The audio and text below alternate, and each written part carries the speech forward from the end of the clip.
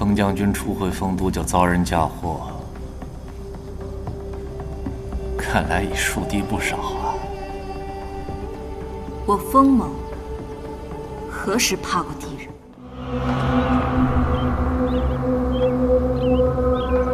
罪证确凿，皇上不会是要护短吧？封将军，这可是你家的令牌。禀王上，此牌确实是我封家的。封陈月，既然你承认了这是你封家军令，你为何要盗走七宝弯刀？难道你想逐鹿天下不成？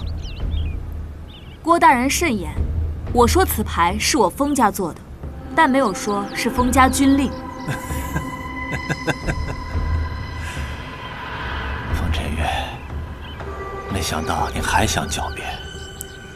第一，此牌不是封家军令；第二，肯定是有人盗走此牌，想陷害我封家入罪。推得真干净。这不是封家军令是什么？皇上不会只听他信口开河就信了吧？封将军，你所说之言有证据吗？请各位移驾我将军府，事情即可明了。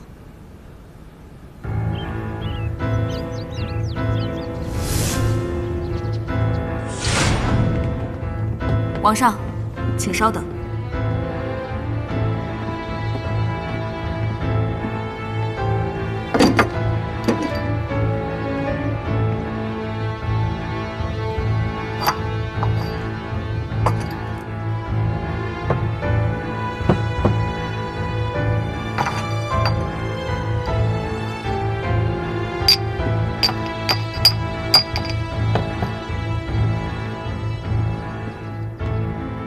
皇上，请过目。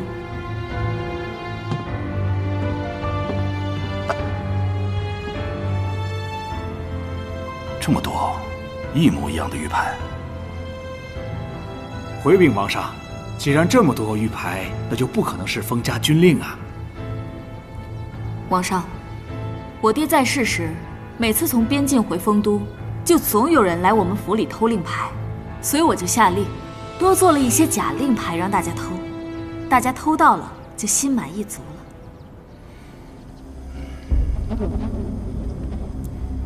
这些玉牌都是给一些专门偷鸡摸狗的宵小准备的，除了玉料还不错以外，其他并没有什么用，更别说是封家军令了。云太子，封将军此举足以证明他的清白，我觉得就是有人陷害的。云太子，你可同意？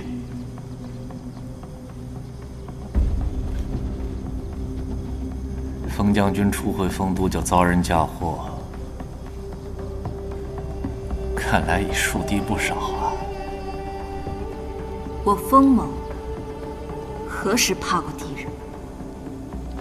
来一个我灭一个，来多少我灭多少。是吗？